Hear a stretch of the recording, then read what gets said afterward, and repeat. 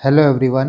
If you are watching this video, then I'm sure कि it's safe to assume that you have decided to give UPSC 2024 attempt. Just a piece of advice for all of you कि please don't postpone your preparation because you are already late. I know many aspirant, काफ़ी लोग को मैं जानता हूँ जिन्होंने अपनी तैयारी स्टार्ट कर दी है, कुछ लोग कोचिंग लेना स्टार्ट कर दिए हैं, कुछ लोगों ने बेसिक्स बुक्स पढ़ ली है. So if you are starting today, please don't postpone your preparation even for a single day. आज से अभी से आप अपना टाइम टेबल चार्ट आउट करिए, अपना प्लान प्रिपेयर करिए and deep dive into UPSC preparation. In this video I am going to talk about what should be your approach for UPSC 2024. This is going to be very detailed and comprehensive plan. So आपके मन में कोई भी doubt होगा, I think कि that would be taken care of. Now let's start. First thing first is कि what it takes to prepare for UPSC. हमने why को बहुत देखा है कि why you want to prepare for UPSC, why you want to become IAS. But I think कि जो main question आपके मन में आना चाहिए, जो पॉइंट आपके लिए क्लियर होना चाहिए, वो ये व्हाट होता है. आप किस चीज़ से डील कर रहे हो. The first thing is you need discipline not motivation. इस प्रिपरेशन में जो सबसे इंपॉर्टेंट चीज़ होती है वो है डिसिप्लिन, वो है डेडिकेशन. मोटिवेशन बहुत टेम्प्रेरी होता है. आप 2-4 वीडियो देख लेंगे, 2-4 सक्सेस स्टोरी सुन लेंगे, आप मोटिवेटेड हो जाएंगे, बट ये लॉन्ग लास्टिंग नहीं होता है. If you want to succeed in this exam, you have to be disciplined. The second thing is emotional overwhelming. इस एग्ज़ाम के प्रोसेस के थ्रू आप टन्स ऑफ इमोशंस से गुजरेंगे. डिप्रेशन की फीलिंग आएगी, कई बार डर लगेगा कि एग्ज़ाम नहीं क्लियर हुआ तो क्या होगा. एनजाइटी फील होगा, क्योंकि आप एक ऐसे एग्ज़ाम की तैयारी कर रहे हैं जहाँ पे सिर्फ आपको अपनी किताबों के साथ रहना होता है. कई बार अकेलापन फील होगा, कई बार आप लॉस्ट फील करोगे, आपको समझ में नहीं आएगा कि आप सही डायरेक्शन में हो कि नहीं हो. एग्ज़ाम में मार्क्स कम आएगा, मॉक में मार्क्स कम आएगा, तो सेल्फ स्टीम आपका लो होगा. इन सारे फेजेस से आपको गुजरना पड़ेगा. लास्ट में हम बात करेंगे कि आप इस चीज़ को डील कैसे करें, क्योंकि इस एग्ज़ाम का बहुत ही इंपॉर्टेंट एस्पेक्ट इमोशनल वेलबींग भी है. ये कोई स्प्रिंट रेस नहीं है, इट्स अ मैराथन. आपको 1.5 साल 2 साल तक इस एग्ज़ाम में रहना होगा. यू शुड नो कि how to manage your emotions. The third thing is कि you have to do tremendous hard work. Hard work इस एग्ज़ाम का प्री रिक्विजिट है. यही हार्ड वर्क है कि ये एग्ज़ाम सबको इक्वल फुटिंग पे ला के रख देता है. इट डज़ंट मैटर कि आप आईआईटी से हो, आईआईएम से हो, एम्स से हो, कहीं से भी हो. इस एग्ज़ाम में आपको इस एग्ज़ाम के हिसाब से हार्ड वर्क करना होगा, इस एग्ज़ाम के नेचर के हिसाब से हार्ड वर्क करना होगा. Most of you must be knowing कि I have done my graduation from IIT Delhi. उसके बाद भी मैंने अपना मैथ ऑप्शनल छोड़ के एंथ्रो ऑप्शनल चूज़ किया था. डैट मीन्स कि जो मेरा बैकग्राउंड है, जिस चीज़ में मेरा फोर्टे है, जो मेरा स्ट्रॉन्ग पॉइंट है, इस एग्ज़ाम में वो चीज़ काम नहीं किया. सो इट डज़ंट मैटर कि आप किस बैकग्राउंड से आते हैं, सबको इक्वली हार्ड वर्क करना होगा. लक फैक्टर जो भी होता है, but hard work and smart work prerequisite है. जितना आप हार्ड वर्क करोगे उतना ही लक फैक्टर के इन्फ्लुएंस को आप कम कर सकोगे. So these are the 3 points which you have to keep in mind at every stage of the exam. See from today you have to start your preparation. आज 6 जन 2023 है एंड यूपीएससी 2024 आपका मई जून में होगा, या तो मई के लास्ट वीक में या तो जून के फर्स्ट वीक में. हैंस आपके पास टोटल 517 to 520 डेज है. That means you have 17 month left in your hand. ये चीज़ मैं मंथ और डेट वाइज इसलिए बता रहा हूँ क्योंकि आप ईयर वाइज चीज़ों को देखोगे तो आपको एक लार्जर पिक्चर देखने को मिलती है. और जब भी हम कहते हैं कि आपके एग्ज़ाम में 2 साल हैं, 1.5 साल है, तब हमारे दिमाग को एक ऐसा मैसेज जाता है कि काफ़ी दिन है, साल के टर्म से बात हो रही है. दैट इज़ वाई कभी भी आप प्लान बनाइए, कभी भी आप कोई टाइम टेबल प्रिपेयर करिए, आवर्स के टर्म्स में और डेज के टर्म्स में सोचा करिए. Then you will realise how less time you have in your hand and you have to work on war footing. Trust me, बहुत ही लिमिटेड टाइम है आपके पास. बिफोर मूविंग फॉरवर्ड 2 चीज़ आप ध्यान रखो. पहला ये है कि आप टेलीग्राम चैनल ज्वाइन कर लो. मैंने अपने टेलीग्राम चैनल पे सारे PYQ कंपाइलेशन अपलोड कर दिए हैं. यू कैन सी हियर, ये पॉलिटी का PYQ है, this one is science and tech, this one is environment. इसी तरह और भी सब्जेक्ट के मैंने अपलोड कर दिए हैं. सो आप वहाँ से जाके इसको डाउनलोड कर लेना. और भी काफ़ी नोट्स हैं जो मैं अपलोड करता रहता हूँ रेगुलर इंटरवल पे. आपको यहाँ पे मिल जाएगा. मेरे टेलीग्राम चैनल का लिंक आपको डिस्क्रिप्शन बॉक्स में मिल जाएगा. और वो लिंक काम नहीं करेगा, काफ़ी लोग बोलते हैं, तब आप ये सर्च करना टेलीग्राम पे @IAS पाठशाला. And this second thing is कि कुछ इंपॉर्टेंट वीडियो लिंक्स मैं आपको डिस्क्रिप्शन बॉक्स में दूंगा जो कि ज़रूरी है इस वीडियो के साथ देखना. तो उन लिंक्स पे क्लिक करके आप वो वीडियोज़ देख लीजिएगा. नाउ एक क्वेश्चन ये अराइज होता है कि ये प्लान किन के लिए है और इस प्लान को कौन फॉलो कर सकता है. फर्स्ट सेट ऑफ पीपल वो हैं जो कंप्लीट बिगनर हैं, and second group of people वो हैं जो ऑलरेडी इन प्रोसेस हैं, जिन्होंने बेसिक्स बुक्स पढ़ रखी है, जो 2-3 महीने से तैयारी कर रहे हैं. तो वो through this video they can check their progress. Before anything you have to understand the basic doctrine. 2 point अपने दिमाग में रखना. द फर्स्ट थिंग इज़ कि you have to limit your resource. If you want to clear this exam, if you want to clear pre, if you want to clear mains, you have to have basic minimum resource. And how to utilize those resource, वो आपको syllabus और PYQs से पता चलेंगे. Syllabus and PYQs, they will help you to navigate through this hectic process. देखो क्या है कि हमेशा मैं ये बोलता हूँ, आपके पास दो सिलेबस होता है. पहला सिलेबस जो यूपीएससी आपको प्रोवाइड किया है, and the second syllabus is जो मोस्ट इंपॉर्टेंट है, मोस्ट ऑथेंटिक है, जो आपको सही रास्ता दिखाएगा, वो है previous year question. Previous year question को एनालाइज करना है, सिर्फ पेपर को एनालाइज नहीं करना है. यूपीएससी जो ऑप्शंस दिया है आपको उसको भी एनालाइज करना है. इस पे मैंने एक वीडियो बनाया था, उसका लिंक मैं डिस्क्रिप्शन बॉक्स में दे दूंगा. From there you will get to know कि क्या इंपॉर्टेंस है यूपीएससी के पीवाईक्यूज़ की. पीवाईक्यूज़ के साथ साथ जो यूपीएससी ऑप्शन सेट करता है, वो भी ऑप्शन कोई रैंडम नहीं होते हैं, वो ऑप्शन से भी यूपीएससी कई बार क्वेश्चन बनाया है. दैट इज़ वाई आपको 360 डिग्री अप्रोच अपनाना होगा पीवाईक्यूज़ को एनालाइज करते वक्त. और बाकी मैंने आपको बता दिया है कि आपको प्रीवियस ईयर क्वेश्चन के कंपाइलेशन फ्रॉम 2014 टू 2022 आपको मेरे टेलीग्राम चैनल से मिल जाएंगे. Now moving on to the scheme of the exam. Exam की क्या स्कीम है, आई नो कि मोस्टली लोगों को पता होगा, but still let me clear some points. 3 phase में आपका एग्ज़ाम होता है, prelims, mains and interview. Pre की बात करें तो प्री में आपको जीएस एंड सीसेट का पेपर होता है. सीसेट आपका क्वालिफाइंग होता है, जीएस से मेरिट बनता है. मेंस की बात करें तो मेंस में 4 जीएस के पेपर होते हैं, एक ऐसे होता है, 2 ऑप्शनल के पेपर होता है और एक लैंग्वेज का क्वालिफाइंग पेपर होता है. देखो प्री और मेंस के सिलेबस में क्या डिफरेंस है. कुछ टॉपिक्स ऐसे हैं जो स्पेसिफिकली मेंस के लिए हैं, उसके अलावा बहुत से टॉपिक्स ऐसे हैं जो कोर सब्जेक्ट हैं, वो आपका प्री में भी सेम रहेगा, मेंस में भी सेम रहेगा. लाइक पॉलिटी हो गया, इकोनॉमिक्स हो गया, हिस्ट्री हो गया, environment, science and tech, geography और करंट अफेयर. ये आपका प्री प्लस मेंस दोनों में काम देगा.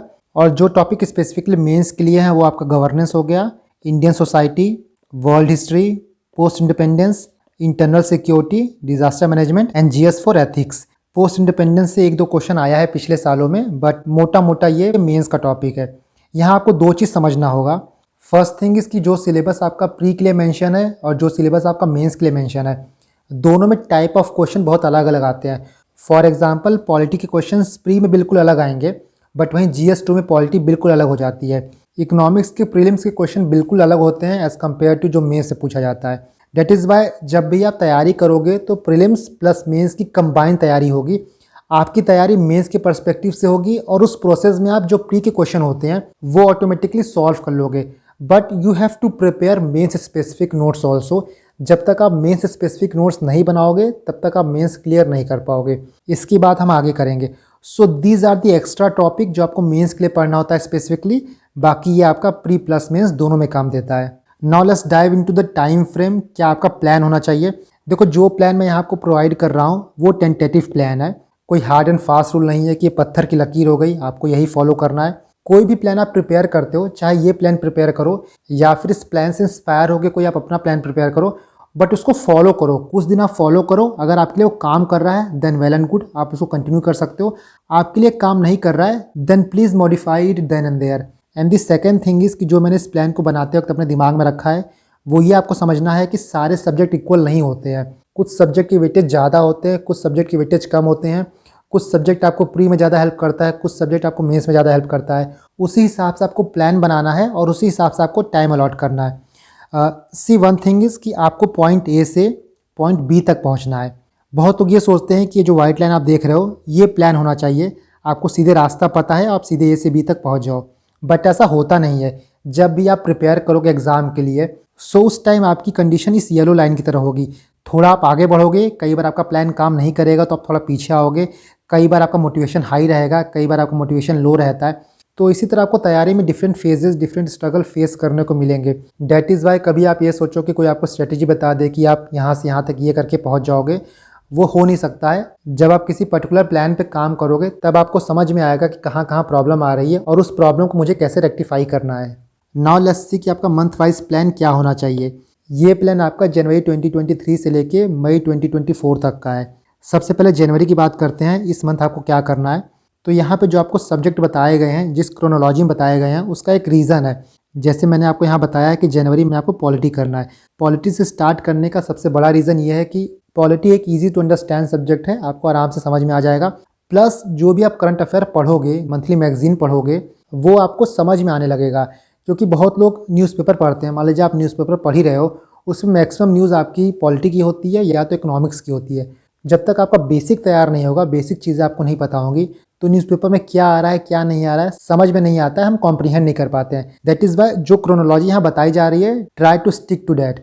पॉलिटी आपको कैसे पढ़नी है, क्या रिसोर्सेज फॉलो करने हैं, इसका मैंने एक डिटेल वीडियो बनाया था, आप डिस्क्रिप्शन बॉक्स में जाकर उसको देख सकते हैं। पॉलिटी स्टार्ट करने से पहले, कोई बुक पढ़ने से पहले आप पॉलिटी के प्रीवियस ईयर क्वेश्चन देखोगे। पीवाईक्यूज देख के पढ़ने का फ़ायदा ये होता है कि जब आप कोई बुक टारगेट करते हो, कोई नॉवल तो है नहीं वो कि आप पेज ए से लेके पेज जेड तक सब कुछ पढ़ जाओ। क्या चीज़ इंपॉर्टेंट है वो आपको तभी पता चलेगा जब आप प्रीवियस ईयर क्वेश्चंस देखे होगे। आप स्टार्टिंग में पीवाईक्यू देखो, हो सकता है आपको बिल्कुल समझ में ना आए कि क्या क्वेश्चन पूछा है क्या नहीं पूछा है, लेकिन आपको क्वेश्चन का पैटर्न देख के समझ में आ जाएगा कि कैसे क्वेश्चन पूछे जाते हैं, कैसा मल्टीपल चॉइस है, कौन से आर्टिकल पर ज़्यादा फोकस है, कौन से सेक्शन पर ज़्यादा फोकस है। इसके बाद जब आप जाके बुक्स पढ़ोगे तब आपको समझ में आएगा कि किस सब्जेक्ट में क्या पढ़ना है। सबसे पहले मंथ में आप नोट मेकिंग नहीं करोगे, बुक में आप अंडरलाइन कर दो, बुक में आप हाईलाइट कर दो, वो कर सकते हो, बट सेपरेट नोट्स मत बनाना। नोट्स कब बनाना होगा उसकी बात हम आगे करेंगे।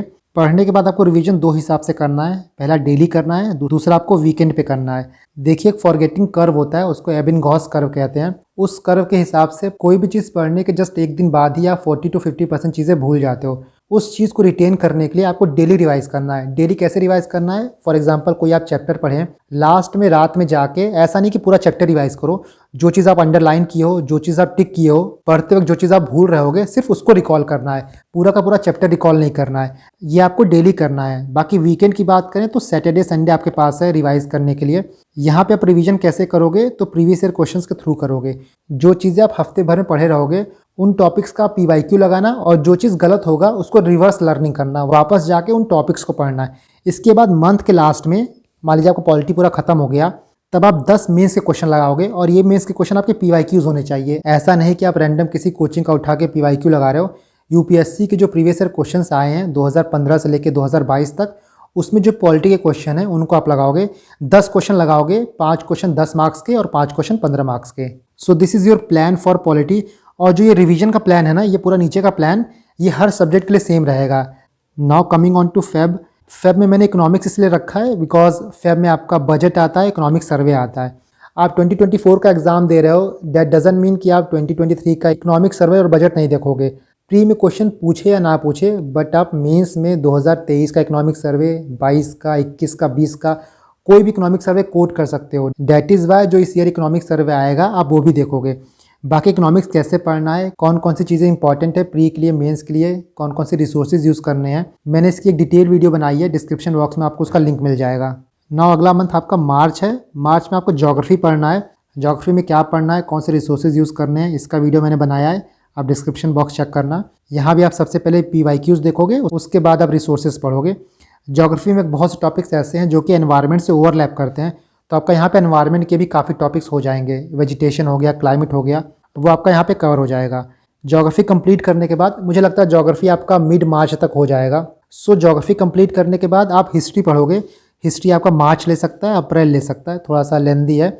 और हिस्ट्री में क्या पढ़ना है, कैसे पढ़ना है, आप डिस्क्रिप्शन बॉक्स चेक करना। हिस्ट्री में आप दो चीज़ें नहीं पढ़ोगे, पहला पोस्ट इंडिपेंडेंस हो गया और दूसरा वर्ल्ड हिस्ट्री हो गया। ये आपका मेंस का टॉपिक है, इसको आप अभी नहीं पढ़ोगे। हिस्ट्री पढ़ने के बाद आप मई में आते हो। मई में आपको क्या करना है, जो भी बैकलॉग्स हैं उसको कंप्लीट करना है, प्लस जो आपने 4 सब्जेक्ट पढ़ा है उसको रिवाइज करना है। पॉलिटी हो गई, इकोनॉमिक्स हो गया, ज्योग्राफी हो गया और हिस्ट्री हो गया। ये 4 कोर सब्जेक्ट हैं, इनको आप कंप्लीट अच्छे से कर लोगे तो आप काफ़ी स्ट्रॉन्ग पोजीशन पे आ जाओगे।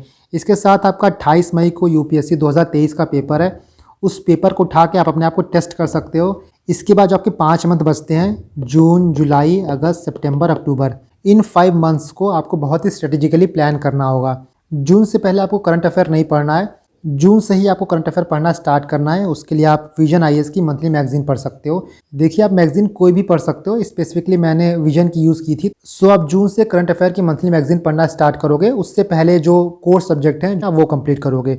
जब आप करंट अफेयर स्टार्ट करोगे पढ़ना, तब आपका एनवायरनमेंट खत्म होगा और साइंस एंड टेक भी खत्म होगा, क्योंकि ये दोनों सब्जेक्ट जो हैं वो मोस्टली करंट अफेयर बेस्ड आते हैं। जो चीज़ें इनकी स्टैटिक वाली होती हैं वो बहुत ज़्यादा नहीं होती हैं। इन दोनों को आप जून जुलाई में ख़त्म करोगे। बाकी इन 5 मंथ में आपको क्या करना है, अपना ऑप्शनल कंप्लीट करना है। जून तक किसी भी हालत में आपको ऑप्शनल चूज़ कर लेना है।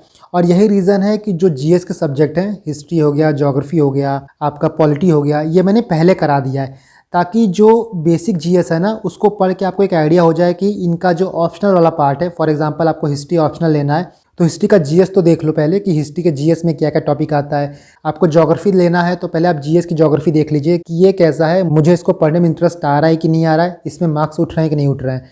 सो जितने भी डिफरेंट पैरामीटर होते हैं, हर चीज़ को आपको एनालाइज करके अपना ऑप्शनल चूज़ करना है। एंड प्लीज़ एक रिक्वेस्ट है आपसे कि भले आप अपना टाइम लीजिए, 15 दिन, 20 दिन, 1 महीना, बट कोई भी आप ऑप्शनल चूज़ करिए तो बहुत सोच समझ के यूज़ करिएगा। मैं खुद जानता हूँ, मैंने खुद इस चीज़ को झेला है कि बीच में आपको ऑप्शनल चेंज करना पड़ता है तो बहुत प्रॉब्लम आती है। मेरा पहले मैथ था, उसको चेंज करके मैंने एंथ्रो लिया था, इवन दो मेरा बैकग्राउंड मैथमेटिक्स का रहा है। सो कोई भी आप ऑप्शनल चूज़ करिएगा तो सोच समझ के चूज़ करिएगा, अपना टाइम लीजिएगा, बट करेक्ट ऑप्शनल चूज़ करिएगा। तो इन 5 महीने में आपको अपना ऑप्शनल कंप्लीट करना है। सेकेंड थिंग जो मैंने बोला था कि आपको नोट्स प्रिपेयर नहीं करने हैं, तो इन 5 महीने में आपको जीएस के जो हैं शॉर्ट नोट्स प्रिपेयर करने हैं। मेंस के बहुत से टॉपिक्स ऐसे हैं जिसके आपको नोट्स प्रिपेयर करने पड़ेंगे जब आप मेंस का सिलेबस उठाओगे। And the third thing is कि आप डेली क्वेश्चन लिख सकते हो मेंस का। 4 क्वेश्चन आप लिखना, 2 क्वेश्चन 10 मार्क्स के और 2 क्वेश्चन 15 मार्क्स के। चूंकि आप करंट अफेयर पढ़ते रहोगे तो आप इजीली अपने स्टैटिक सब्जेक्ट को करंट अफेयर से रिलेट कर सकोगे। So this should be your plan for 5 month, और ये बहुत ही क्रूशियल मंथ होगा आपकी तैयारी के लिए। बिफोर मूविंग फॉरवर्ड मुझे काफ़ी इंपॉर्टेंट पॉइंट डिस्कस करना है। मैंने एक वीडियो बनाया था जिसमें आपको मैंने बताया था कि करंट अफेयर की मंथली मैगजीन कैसे पढ़ी जाती है। तो मुझे वहाँ पे काफ़ी कमेंट आए थे कि सर आपकी जो करंट अफेयर की मैगजीन है, जो आप हाईलाइट करते हो उसको अपलोड कर दो। देखो, उसको अपलोड करने से कोई फ़ायदा नहीं होगा। इसका मैं आपको रीज़न बताता हूँ। जो मैंने वीडियो बनाया था उसमें मैंने एक चीज़ बोला था कि जो भी आप नोट्स प्रिपेयर करो उसमें आप 100:10 का रूल फॉलो करो। मतलब यह है कि आप कोई भी 100 वर्ड की चीज़ें पढ़ो तो नोट्स बनाते वक्त इसको कंसोलिडेट करके आपको 10 वर्ड्स में नोट्स बनाने होंगे। यहाँ पे देखिए होता क्या है, लेट मी शो यू, कोई खाली पेज मिले। हाँ, कभी भी आप 100 वर्ड के नोट्स को अगर से 10 वर्ड्स में कंसोलिडेट करते हो, मान लीजिए आपका ये 100 वर्ड के नोट्स हो गए, इन 100 वर्ड को पढ़ के मैंने 10 वर्ड में से कंसोलिडेट कर दिया। ये 90% जो पार्ट है ना, जो मैंने अपने नोट्स में नहीं लिखे हैं, ये मेरे दिमाग में रहता है। इस चीज़ को मैंने समझा है, इस चीज़ को मैंने इंटरनलाइज़ किया है। जब भी मैं कोई आंसर लिखूंगा तो उसमें सिर्फ ये 10 वर्ड के आइडिया नहीं होंगे, ये पूरे 100 वर्ड के आइडियाज़ को मैं इंप्लीमेंट करूंगा। डेट इज़ वाई अगर मैं आपको करंट अफेयर के नोट्स प्रोवाइड करूंगा तो आपको सिर्फ ये 10 वर्ड ही पता चलेगा, बट ये 90 वर्ड जो मैंने समझा है, जो मैंने सीखा है, वो आपको नहीं पता चलेगा और आप बहुत सी क्रूशियल चीज़ें मिस कर दोगे। That is why current affair के आप जब भी नोट्स प्रिपेयर करिए तो खुद प्रिपेयर करिए, because you know your self much better than any one else. आपको अच्छे से आइडिया है कि आपको क्या पता है, आपको कितना पता है और आपको क्या अपने नोट्स में लिखना है। नाउ मूविंग फॉरवर्ड, यहाँ पे हमने इन 5 मंथ में देख लिया कि आपको क्या करना है। इसके बाद आपका नवंबर आएगा, दिसंबर आएगा, जनवरी। ये 3 मंथ आपके आंसर राइटिंग के लिए बेस्ट मंथ होते हैं, क्योंकि आपने बेसिक चीज़ें पढ़ रखी हैं, आपने अपनी जो कोर्स की कोर चीज़ें हैं वो कंप्लीट कर रखी है। तब अब बचता है कि जो चीज़ें आपने पढ़ी हैं, जो सीखी हैं, उसको आप पेपर पे इम्प्लीमेंट करिए।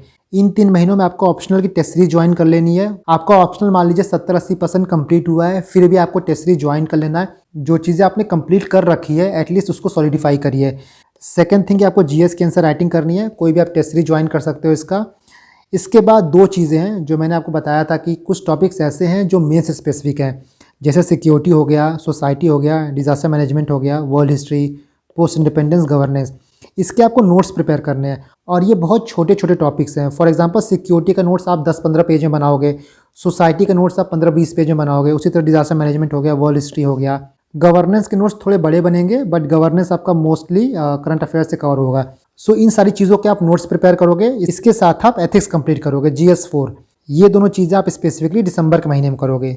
इसके बाद फ्रॉम जनवरी ऑनवर्ड्स आप प्री स्पेसिफिक पढ़ाई स्टार्ट कर देना, क्योंकि प्री बहुत ही टफ हो गया आज के टाइम पे, और आपकी एक छोटी सी गलती आपको रेस में बहुत पीछे कर देगी। मैं कई लोग को जानता हूँ जिनका मेंस बहुत अच्छे से तैयार होता है, बट उनका प्री ही नहीं क्लियर होता है, वो मेंस दे ही नहीं पाते हैं। इसीलिए कोई रिस्क नहीं लेना है आपको। 5 महीना मोर देन सफिशिएंट है प्री क्लियर करने के लिए। आप जैन 2024 से प्री की पढ़ाई स्टार्ट कर दीजिए, प्लस आप आंसर राइटिंग करते रहिए। एटलीस्ट जनवरी तक आप आंसर राइटिंग करिए, 2 घंटा 2.5 घंटा आप आंसर राइटिंग को दीजिएगा, बाकी टाइम आप प्री को दीजिएगा। जनवरी 2024 से लेके मई 2024 प्रीलिम्स स्पेसिफिक पढ़ाई करनी है। और इन 5 महीनों में आपकी स्ट्रेटेजी क्या होनी चाहिए, इसका मैं सेपरेट वीडियो बनाने वाला हूँ जो 2023 दे रहे हैं। तो ये स्ट्रेटेजी आपकी सेम रहेगी, 2024 में भी सेम रहेगी। आप वीडियो देख के समझ जाओगे कि उन 5 महीनों में आपको चीज़ें कैसे प्लान करनी है। साथ ही मैंने कम्युनिटी टैब में एक पोस्ट किया था, 2023 जो देने वाले हैं उनको प्री में जो भी डाउट हैं वो मुझसे डाउट पूछ सकते हैं, ताकि जब मैं ये वीडियो बनाऊँ तो वो सारे डाउट उसमें इंक्लूड कर सकूँ। आप उस पोस्ट में जाके अपने डाउट को कमेंट कर सकते हो। Now the last part of the video, और I think it is most important part. I call this section as छोटी छोटी मगर मोटी बातें। सी, यहाँ पे जो पॉइंट डिस्कस किया जाएगा बहुत एविडेंट है इस तैयारी में, और मैं अपने 3 बार के इंटरव्यू एक्सपीरियंस से बहुत ही सेफली ये बात बोल सकता हूँ कि सब लोग इस फेज से गुजरता है। So you don't have to feel bad या फिर रिग्रेट नहीं करना है कि मेरे साथ ही ऐसा हो रहा है, सबके साथ ऐसा होता है। द फर्स्ट थिंग इज़ कि यू विल फेल। आप 101% मान के चलो कि इस एग्ज़ाम में आप जो टाइम टेबल बनाए हो, जो प्लान बनाए हो, उसको फॉलो करने में फ़ेल हो गई होगे। कई बार ऐसा होगा कि 1 दिन, 2 दिन, 3 दिन ख़राब हो जाते हैं, मूड अच्छा नहीं होता है, पढ़ाई नहीं होती है, और बहुत कॉमन है ये। आप कोई रोबोट नहीं हो, आप एक ह्यूमन बीइंग हो। ऐसा हो ही नहीं सकता कि 1.5 साल 2 साल आप अपने 100% एफिशिएंसी पे काम करो। So it's very common. कभी ऐसा होगा तो ये मत सोचना कि मेरे साथ हो रहा है, सबके साथ ऐसा होता है। But time table banana, concrete plan banana important इसलिए होता है कि आप अपनी प्रोग्रेस को देख पाओ। आपके पास एक पैरामीटर होना चाहिए देखने के लिए कि मैं कितना प्रोग्रेस किया हूँ, जनवरी से लेकर जनवरी तक कितना ग्रोथ आया है मेरे अंदर, कितना स्टेप मैंने चला है। दिस सेकेंड थिंग इज़ कि प्लीज़ कंसेप्चुअल क्लैरिटी पे आप ज़्यादा ध्यान दो। आपके कॉन्सेप्ट क्लियर रहेंगे तो आपके लॉन्ग टर्म में काफ़ी हेल्प करेगा, बिकॉज यू ऑलवेज रिमेंबर कि shortcut leads to long delay. आप जितना सोचोगे ना कि मैं थोड़ा सा पढ़ के, थोड़ा सा याद करके, आगे जल्दी जल्दी अपना टॉपिक ख़त्म करके नेक्स्ट सब्जेक्ट पे चला जाता हूँ, वो हो नहीं सकेगा। जिस सब्जेक्ट को जितना टाइम देना है, जो सब्जेक्ट जितना टाइम डिमांड करता है, आपको उतना देना पड़ेगा। चीज़ें आप समझिए, नहीं समझ में आए तो आप यूट्यूब पे सर्च करो, गूगल पे सर्च करो, बट एक कॉन्सेप्ट क्लियर किए बिना आपको दूसरे कॉन्सेप्ट के ऊपर जंप नहीं करना है। The third and the most important thing is कि फिजिकल, मेंटल और इमोशनल वेलबींग को आपको ध्यान रखना है। ये एग्ज़ाम कोई एक दिन का नहीं है, जैसा मैंने बोला है कि कोई स्प्रिंट रेस नहीं है, ये मैराथन है। आपको डेली बेसिस पे न्यूज़ सुनने को मिल जाएगा कि इस एग्ज़ाम की वजह से ये डिप्रेशन में चला गया, इसने ये एक्सट्रीम स्टेप ले लिया।